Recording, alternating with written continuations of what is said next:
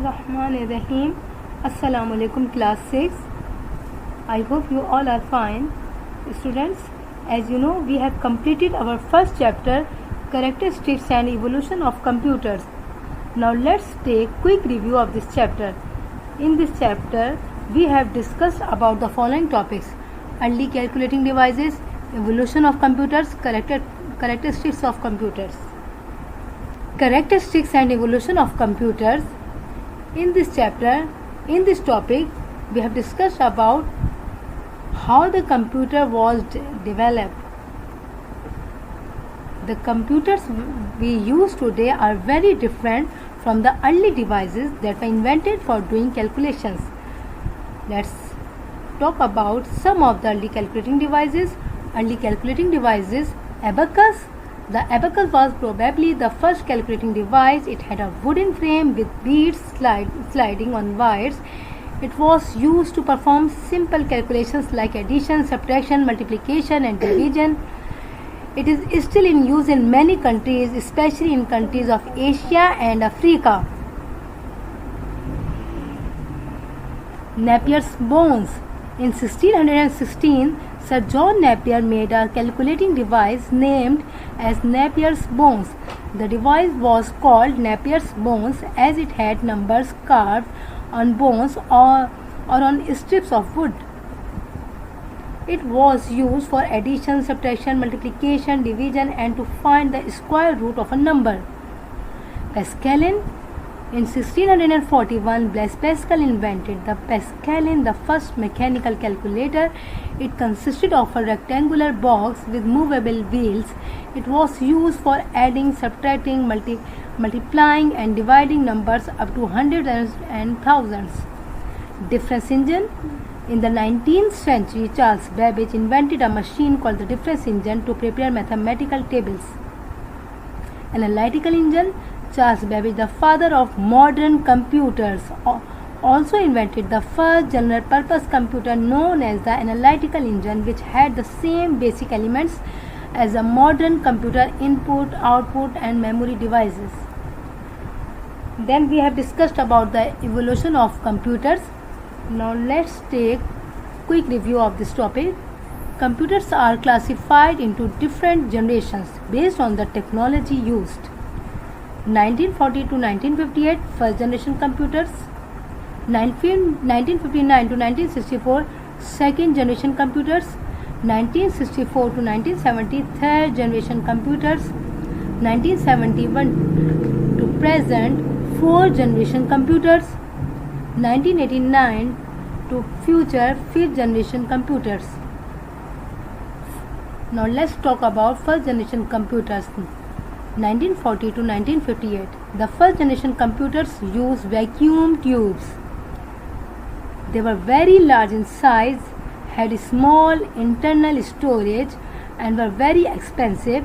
Input was based on punched cards and paper tape.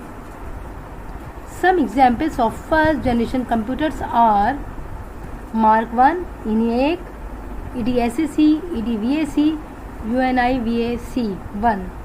You have to learn full form of these computers. Limitations of first generation computers.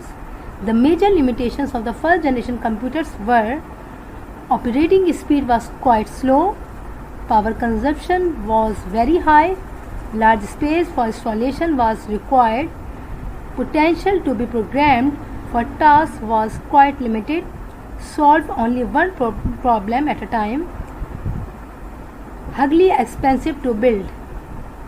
Second generation computers, 1959 to 1964. The characteristics of the second generation computers are that they use transistors, were smaller, faster, cheaper and more efficient than the first generation computers, contained all the components that we associate with modern day computers: printer, storage capacity, disk storage, operating system, etc. Relied on punched cards for input. The programming languages COBOL and Fortran came into use at this time. Examples are IBM 1401 and RCA 501. third generation computers 1964 to 1970. The features of third generation computers are that they use integrated circuits, popularly known as chips, for the first time, were smaller in size as compared to the second generation computers, had greatly enhanced storage capacities than the second generation computers, used an operating system that allowed them to run different programs at the same time, used a keyboard to input data and a monitor to display to output, were much cheaper than second generation computers. Examples are IBM 360 series and 370 series. Fourth generation computers 1971 to present. The fourth generation computers, that is the present day computers, are unique in the ways that they use microprocessors, a type of very large scale integrated circuits, VLSIC, which contain all the components of a CPU on a single chip. The VLSICs perform the bulk of processing and control all parts of a system.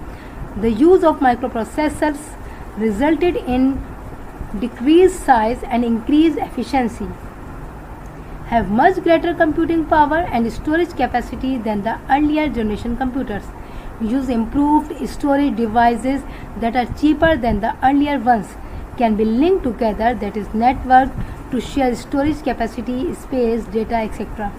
Examples of are IBM PC and Apple Macintosh. Fifth generation computers 1989 to future. The fifth generation computers are referred to as supercomputers. Supercomputers have very high storage capacities, high speeds, and the ability to carry out highly sophisticated operations.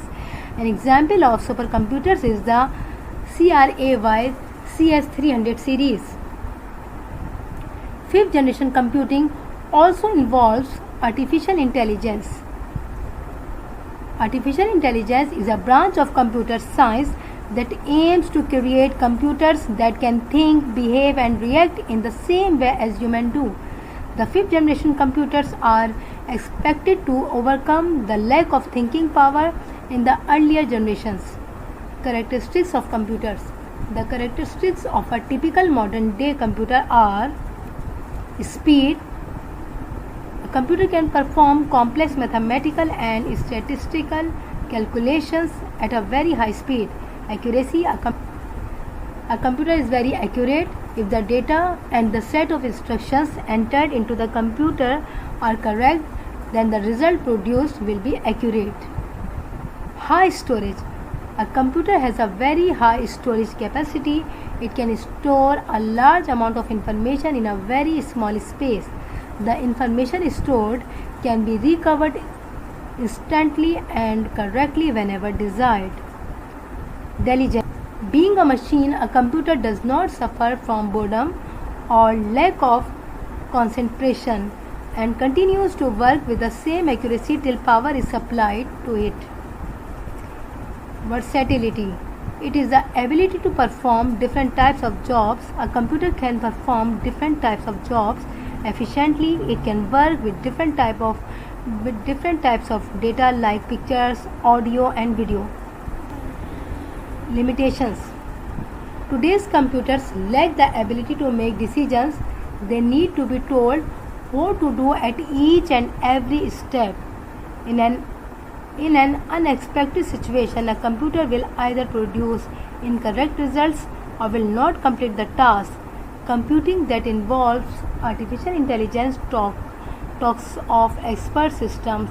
An expert system is a computer system that has decision-making ability like humans.